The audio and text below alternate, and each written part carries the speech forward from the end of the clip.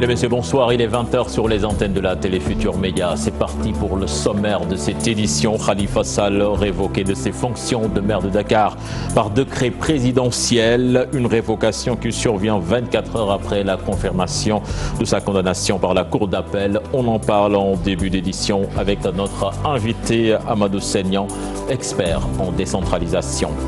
Elle s'est fait prier, elle est venue avec son lot de désolation, les dégâts des fortes précipitations qui se sont abattues sur Dakar et à l'intérieur du pays, causant même mort d'homme.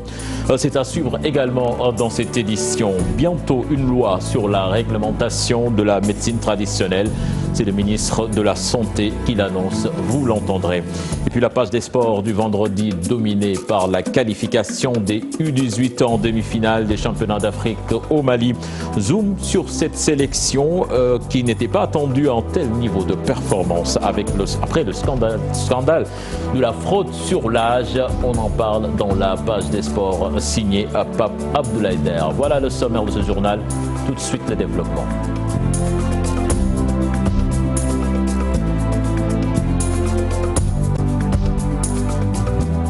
Bienvenue à toutes et à tous. Monsieur Nyon, bonsoir. Bonsoir. Alors, je vous l'annonçais dans le sommaire, Khalifa Sall donc révoqué de ses fonctions de maire de Dakar par décret présidentiel.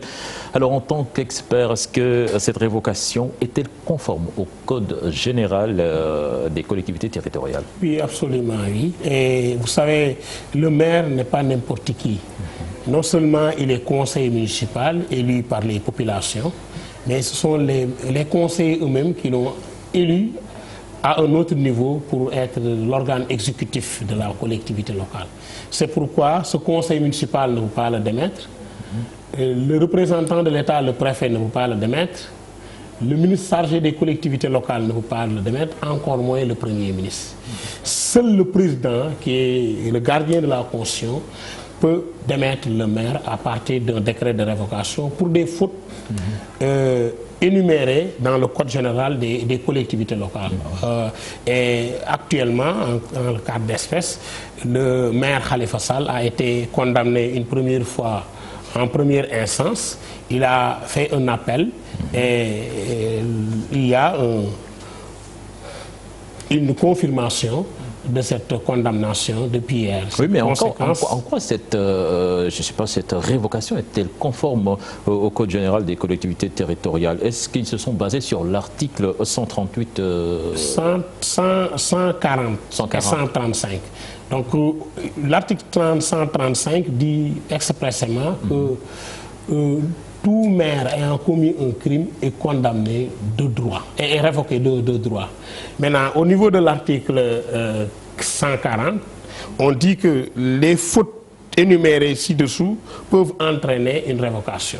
Il s'agit de faits prévus et punis par la loi instituant la Cour des comptes, utilisation des deniers publics pour des fins personnelles ou privées, prêt d'argent effectué sur les recettes de la commune, faux en écriture publique authentique visé au code pénal, faux commis dans certains documents administratifs et concussion, spéculation sur l'affectation des terrains publics, les permis de construire ou de lotir, refus de signer ou de transmettre aux représentants de l'État les documents, une délibération. Vous voyez que cette liste n'est pas limitative.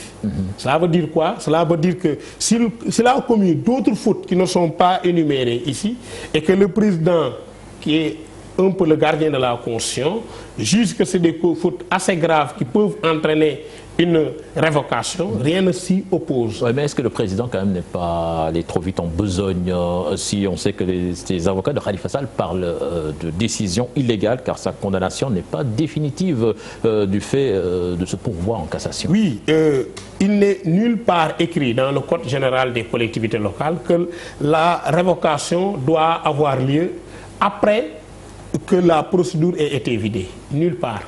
Il n'est nulle part indiqué que c'est en cas de condamnation définitive.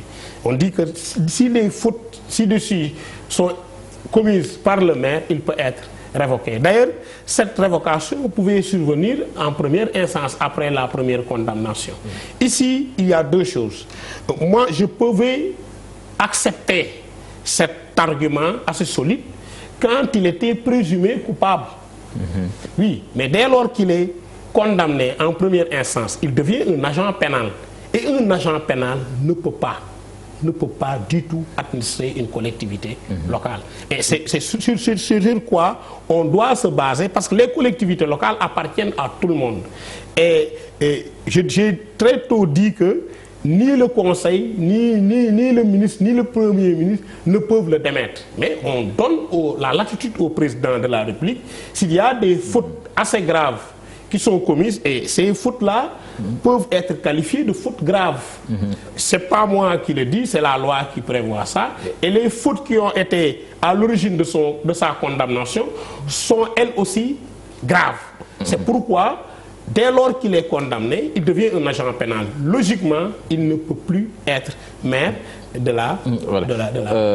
alors, il ne peut plus être maire de la commune, donc avec cette révocation, qui sera en charge des affaires de la mairie? Son premier adjoint ou sa première adjointe. Je crois que c'est Swan Vardini qui est la première adjointe.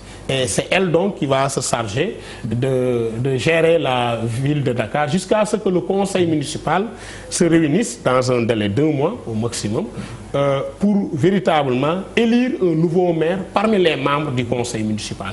Et je dois aussi dire que présentement, parce que certains ont vite parlé de délégation spéciale. Dans ce cas de figure, donc, on ne peut pas parler de délégation spéciale. Du tout. Et la délégation spéciale est la sanction prévue en cas de faute du conseil municipal. Le conseil municipal continue de fonctionner. Il n'y a aucun problème. Donc, la faute est commise par l'organe exécutif. Le conseil municipal, c'est l'organe délibérant. Puisqu'il avait, le conseil municipal, élu en son sein un maire, organe exécutif, celui-ci a été révoqué. Le conseil municipal va choisir un parmi ses membres qu'il va élire maire, qui va se charger justement... Alors cette révocation, ce n'est pas une première dans l'histoire politique du Sénégal? Il y a eu 3 révocations dans l'histoire du pays. La première, c'est en 87 avec le maire Kora Fall, je rends hommage. La deuxième révocation, c'est avec le maire de Mbour, Moussa Ndoye. Aujourd'hui, on assiste à la 3e révocation. Ailleurs dans le monde, on parle de condamnation de maires et de tout. Je crois que moi, je suis un militant de la gouvernance locale. Et de façon générale, nous souhaitons qu'il y ait, au-delà des mécanismes de contrôle, qu'il y ait justement cette pratique qui permettrait justement d'assainir la gestion. Une toute dernière question avant de vous libérer. Cette révocation peut-elle invalider la candidature de Khalifa Sall à la présidentielle? Et si, pas à la présidentielle, mais une éligibilité aux fonctions de conseil dans la collectivité locale. À ce niveau, dès lors qu'il est condamné, il perd son éligibilité de fonction de conseiller. Rien que ça. Et son mandat de conseiller municipal. Il ne devient plus conseiller municipal. Maintenant, on va le remplacer par un autre conseiller qui est sur sa liste et qui n'était pas passé.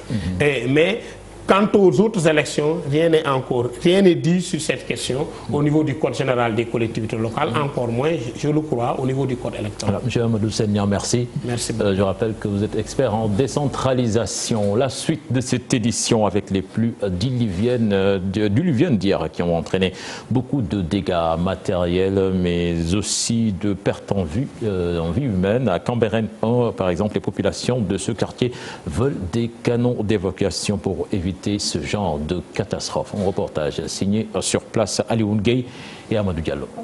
La famille du disparu est toujours sous le choc. Nous sommes à Cambérène 1, un quartier de la capitale sénégalaise. C'est cette chambre qu'occupait la défunte. Elle a perdu la vie suite aux pluies diluviennes du jeudi. C'est aux environs de 9 h que je l'ai trouvé tombé en syncope. Ici, je l'ai trouvé tombé en syncope. Bon, je venais pour l'aider à d'épuiser l'eau. Bon, je l'ai trouvé ici tombé en syncope. J'ai ressenti le douleur, mais je ne pouvais faire autre que de l'aider et de le mettre sur le lit. On a souffert. Je parle douloureusement, avec mélancolie, avec tristesse, vu que c'était ma grand-mère. Faute de canaux d'évacuation des eaux, les habitants de Cambérène 1 éprouvent d'énormes difficultés pendant l'hivernage. L'eau entre même dans les maisons. Nous sommes vraiment fatigués. Nous voulons de l'aide de la part de nos autorités. Cambérène n'a pas d'assainissement. Qu'on le dise, Cambérène n'a pas d'assainissement et on est près de la mer. C'est inadmissible. Autre difficulté liée à la présence des eaux de pluie demeure l'aspect sanitaire. Regardez les enfants. Ils sont exposés à toutes sortes de maladies, même nous aussi. C'est inquiétant. Les inondations continuent d'affliger certaines populations de la capitale sénégalaise pataugent chaque année dans les eaux pluviales. Des pertes matérielles ou en vie humaine sont souvent dénombrées sur l'ensemble du territoire.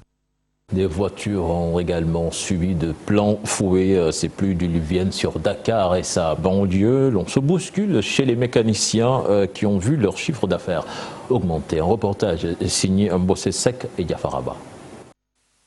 Après la pluie, c'est le temps des réparations. Les moteurs de plusieurs voitures se sont arrêtés au contact de l'eau de pluie. Au garage de l'ancienne piste, les mécaniciens parlent des dispositions à prendre pour éviter le pire. Aux chauffeurs, nous leur conseillons d'éviter les flaques d'eau pendant la pluie. L'eau entre dans les moteurs et fait beaucoup de dégâts. Il faut l'éviter le maximum possible. Les chauffeurs pris au dépourvu déboursent beaucoup d'argent pour les réparations. Depuis hier, je vois les gens pousser leur voiture parce que le courant du moteur ne répond plus. Je peux avoir le manot d'huile à 3 000 francs. Ça dépend des mécaniciens. Pour ces mécaniciens, la situation a permis d'accueillir plus de clients. Les clients affluent en période d'hivernage. C'est pour des problèmes de moteur ou d'entretien. J'ai changé les filtres à air et à l'huile de la voiture et le client a dépensé presque 200 000 francs. On y gagne beaucoup, des fois on a 50 000 francs ou 100 000 francs. Les pluies que l'on attendait depuis des mois sont bien arrivées avec leur lot de désagréments. On compte déjà des dégâts matériels et des pertes en vies humaines. À Colobane, les vendeurs de friperies ont également subi les conséquences de ces pluies. Ils étaient obligés de baisser pavillon et de rentrer chez eux, ce qui a engendré un gros manque à gagner. Un reportage signé Habib Faye et Moudou Diop. La pluie leur impose de ranger leur étal. Ces vendeurs de friperies subissent déjà les conséquences de cette forte précipitation. Nous sommes surpris par la pluie. Regardez, toutes nos friperies sont mouillées. Les habits sont abîmés. La pluie vraiment ne nous arrange pas. Nous ne trouvons pas d'acheteurs, la clientèle se fait rare et nous sommes obligés de ranger nos marchandises dans des sacs en attendant le lendemain pour les écouler. Nous avons perdu la majeure partie de nos vêtements à cause de la pluie. Eux, après la pluie, ce n'est plus le beau temps. Ils sont obligés de rentrer chez eux plutôt que d'habitude. S'il pleut, les clients ne viennent pas. C'est pour cela que nous rangeons les friperies. Nous nous précipitons pour rentrer, surtout quand le ciel est nuageux. Nous perdons 2 heures de travail et ce n'est pas bon pour nous. 2 heures de temps perdre.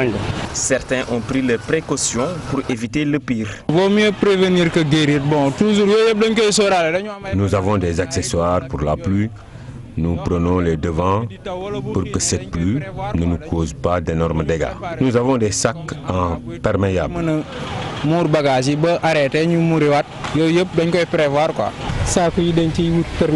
Nous avons des sacs pour protéger les habits contre cette pluie. Nous les mettons dedans quand il pleut.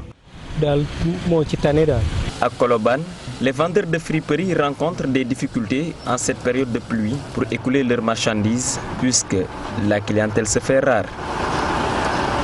Puis à Réfane, plus d'une dizaine de familles ont dormi à la Belle Étoile du fait des inondations enregistrées dans certains villages. Le maire de la commune a invité les secours à s'organiser, non sans dénoncer les lourdeurs dans le processus de décaissement des fonds destinés aux sinistrés. Les détails dans cette correspondance signée à Babacar Diouf et Ndongo Ndiaye. Les dégâts sont énormes, le bilan exhaustif n'est pas encore dressé, mais à l'œil nu, c'est un véritable sinistre qui s'offre aux yeux des visiteurs. Témoignage. Il faudrait qu'on le dise, ces temps à venir, personne ne pensera entrer dans cette mosquée pour prier parce qu'elle est envahie par les eaux. La mairie ne peut rien faire, elle a les mains liées. Les procédures d'appui aux sinistrés doivent être revues. Déplorable, c'est triste. Et c'est d'autant plus triste qu'aujourd'hui, au niveau de la commune de Réfane, pratiquement nous sommes sans moyens. Le peu de moyens dont nous disposons et qui pouvaient peut-être les aider en vivre, en matelas, c'est extrêmement aujourd'hui difficile de mobiliser ces moyens-là. Le dispositif de secours des sinistrés est extrêmement lourd. Quelquefois même il y a des incendies. Même pour disposer de ces PV de constat-là, pour pouvoir assister les sinistrés, c'est extrêmement difficile. Je pense qu'il faut lever ces contraintes-là, parce que ces gens-là, ils ne peuvent pas attendre. La carte des secours doit être aussi analysée, c'est le sentiment des populations.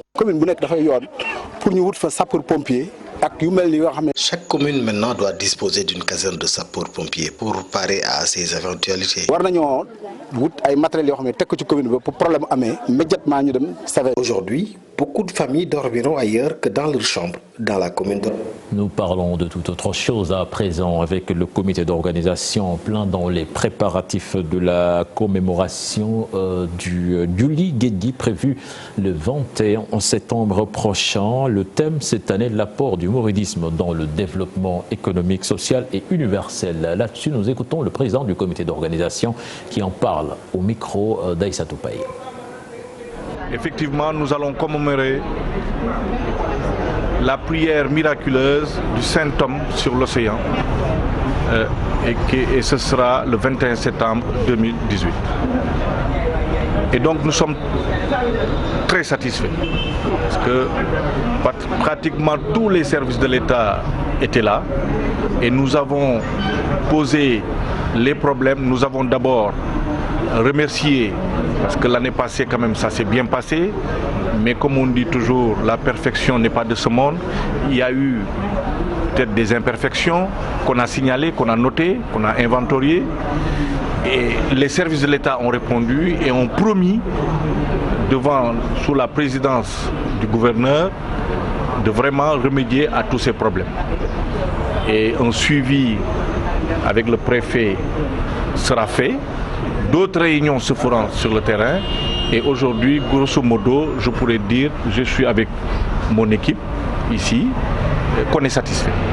Je vous l'annoncer dans les titres de cette édition, une loi sur la réglementation de la pratique de la médecine traditionnelle en gestation au Sénégal. C'est une annonce du ministre de la Santé. C'était ce matin lors de la célébration de la journée africaine consacrée à la médecine traditionnelle. Compte rendu signé d'Issa Prera et Pape Sangoné Mbaye. La Fédération sénégalaise des praticiens de médecine traditionnelle qui célèbre la 16e édition consacrée à cette médecine en Afrique, occasion saisie par ces praticiens sénégalais pour revenir sur la nécessité de réguler ce secteur. Malheureusement, c'est un secteur truffé de, je ne les appellerai pas parasites, je ne les appellerai pas marginaux, mais de charlatans. Des gens qui profitent, vous passerez l'expression, de la naïveté des populations pour se faire de l'argent. Une régulation qui devra nécessairement passer par le vote de la loi sur l'encadrement de la médecine traditionnelle par l'Assemblée nationale. Un projet de loi qui est encore sur la table des députés. Ces derniers devront s'y pencher tout prochainement. Rien ne bloque la loi à partir du moment où ce n'est pas une loi proposée par un groupe de parlementaires ou autre, mais c'est une loi d'État. Là, on peut crier partout, de gauche à droite, mais la loi passe. Parce que c'est le président qui l'a voulu, c'est l'État qui l'a voulu, c'est la société sénégalaise qui veut que l'on organise cette médecine traditionnelle. Du côté de l'État, l'idée est de sécuriser la pratique de cette médecine en l'intégrant parfaitement dans le système de santé. Le constat majeur est qu'il faut absolument faire en sorte que la médecine traditionnelle soit bien intégrée dans le processus de soins dans nos systèmes.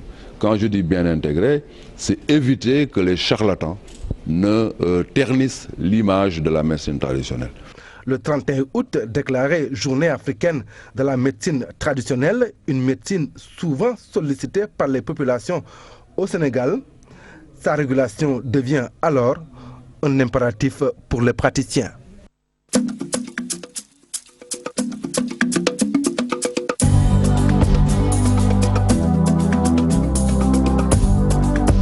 Le dossier de la semaine qui s'intéresse au parrainage, lancé officiellement lundi passé. Les partis politiques et mouvements vont sillonner le pays en quête de signatures, mais jusque-là, pas l'ombre d'un programme. Est-ce normal? C'est ce que nous allons voir dans ce dossier signé Moudoufal et Marian.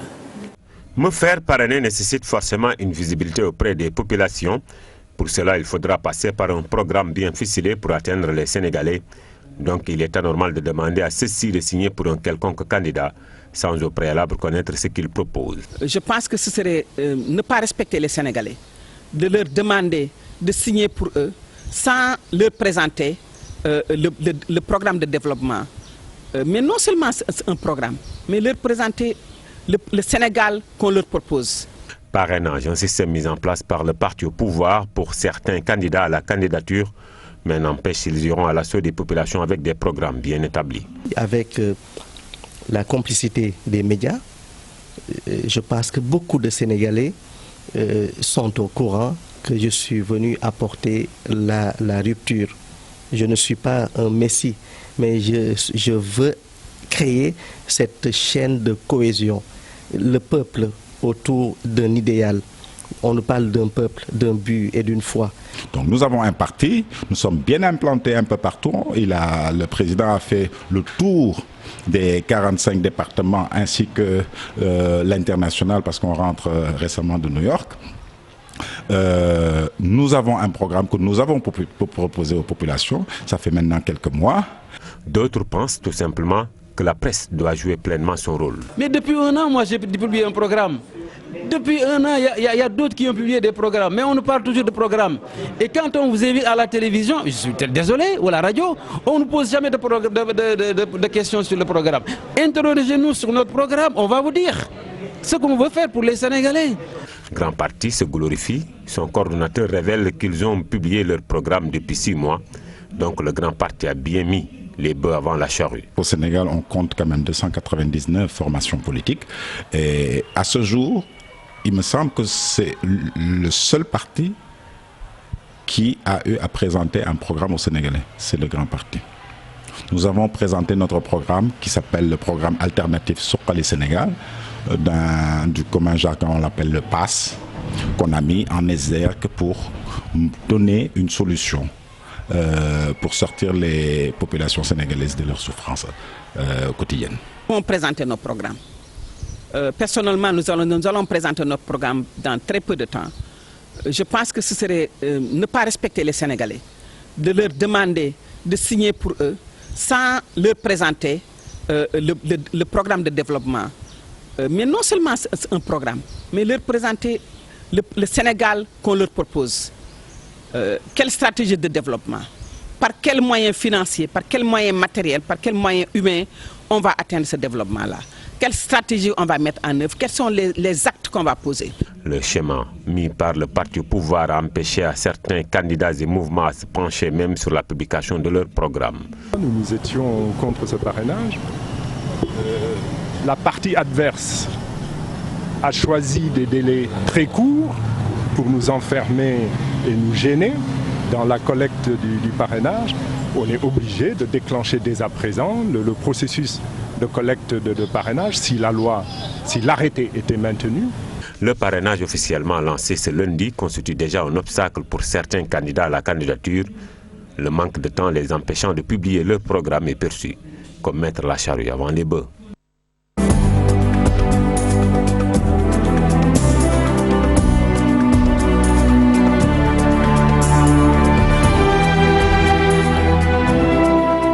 Abdoulaye, bonsoir. Bonsoir, cher Sidiane Diao. Du basketball, beaucoup de basket ce soir avec les Lions U18 qui se sont qualifiés pour les demi-finales de l'Afrobasket. C'est à Bamako. Le Sénégal a battu la Libye par 87-52 cet après-midi, vous l'avez dit, à Bamako. Demain samedi, les Lionceaux vont croiser en demi-finale l'Égypte, vainqueur du Rwanda, 89-66. L'Afrobasket qui se termine donc au Mali dimanche prochain avec la finale. Et nous restons avec cette équipe pour découvrir comment elle a été constituée. C'est dans ce reportage que vous signez, Chertiyan Diao, Modoufal, Younous Diata. Tu as les jeunes de CID et des autres centres assimilés. Et puis après, tu as ceux qui ne sont pas dans des structures centres de formation, mais qui sont dans des structures clubs. Le chantier était vaste pour la direction technique. Maguette Diop et compagnie ont dû ratisser large pour constituer un groupe. Nous avons élaboré depuis 2015 déjà un plan-programme nous permettant de revenir au niveau de la compétition, au niveau de ces jeunes. Il fallait déjà passer par un tournoi des jeunes, parce que là c'était un tournoi U16, parce qu'il fallait partir avec les jeunes de 16 ans. Donc, en 2016, donc, nous avons mis en place une équipe nationale qui est partie au Maroc, qui a fait très tôt, qui sont partis en Espagne et en Europe en quelque sorte. Et là, nous avons travaillé avec certains qui nous ont aidés à avoir ces jeunes-là. La bande à Madiène Fall dans cette compétition. Abdoulaye, des Lionceaux irrésistibles amenés par un coach pas du tout étranger à leur succès. Et cet homme qui n'est pas étranger donc au succès des Lionceaux, il s'agit du sélectionneur Madiène Fall, technicien chevronné et proche de ses joueurs, d'après les observateurs rencontrés par Cheikh Sadibou Diarra et Younous Diata. Sélectionneur de l'équipe nationale masculine des moins de 18 ans du Sénégal, de l'Afrique, le technicien lugotois est sur le chemin d'une nouvelle conquête. Madiène d'abord, c'est un instructeur. Il est éducateur déjà. Il est instructeur et ensuite donc, qui est très humble. Hein? Moi je pense qu'il a les qualités pour diriger les jeunes. C'est un entraîneur chevronné, un entraîneur qui est dans le haut niveau pratiquement depuis une quinzaine d'années, qui a fait ses preuves dans le championnat local. Et il a remporté la Coupe du Sénégal 2016 avec Louga Basket. Donc c'est un entraîneur qu'on ne présente plus. Inspecteur régional du basketball à Louga, Madiène Fall est un coach qui prône le relationnel pour tirer le maximum de ses joueurs. Ce qu'il a de plus par rapport aux autres entraîneurs, je peux dire, c'est son ouverture. Madiène écoute tout le monde. Que ce soit journaliste, un simple joueur ou bien un autre entraîneur, il est ouvert aux critiques et il demande tout le temps l'avis des autres. C'est comme un papa pour eux. Parce que certains joueurs ont l'âge de son fils qui a joué avec Louga lors du tournoi des jeunes. Nous restons avec la balle orange. Le président de la Fédération de basket a effectué une visite de travail à Ziguinchor. Maître Babacar Ndiaye a eu une séance de travail avec les acteurs locaux et les difficultés qui plombent le basket dans la capitale du Sud ont été évoquées. Nous suivons Maître Ndiaye avec Boubacar Diassi et Lamine Mandjan. Les problèmes tournent essentiellement au niveau de la formation des cadres administratifs et techniques, au niveau de l'organisation du championnat de deuxième division, de la subvention accordée au club pour le transport du championnat, mais également de la formation de la petite catégorie. Nous avons pris bonne note de tous les problèmes qui ont été soulevés. Et Inch'Allah, nous tenterons d'y apporter des solutions d'ici l'année prochaine. Donc nous voulons que Ziguinchor reprenne sa place qu'il a toujours eu à jouer dans le basket. Inch'Allah, je pense que ce que j'ai aujourd'hui entendu, parce qu'au-delà même des problèmes qui ont été soulevés, au-delà des solutions préconisées, j'ai vu des Ziguinchorois qui se sont parlé entre eux pour essayer de voir comment faire pour avoir une équipe forte à Ziguinchor pour revenir en première division. Ça, c'est un problème interne entre Ziguinchorois, mais dès que le problème a été posé, j'ai vu que vraiment aujourd'hui, il veut revenir et jouer un rôle de basket comme la ville de Saint-Louis. Nous passons au football avec le point sur le mercato des Sénégalais, un mercato qui finit à minuit aujourd'hui. Le marché des transferts, vous l'avez dit, c'est à minuit que ça ferme et des Sénégalais sont concernés par ce mercato. Diafra Sakho, Pape Alioune Ndiaye, Mbaye Niang, entre autres. Le point avec Tidiane Cissé. Boucle aujourd'hui après des semaines de transfert. Certains joueurs sénégalais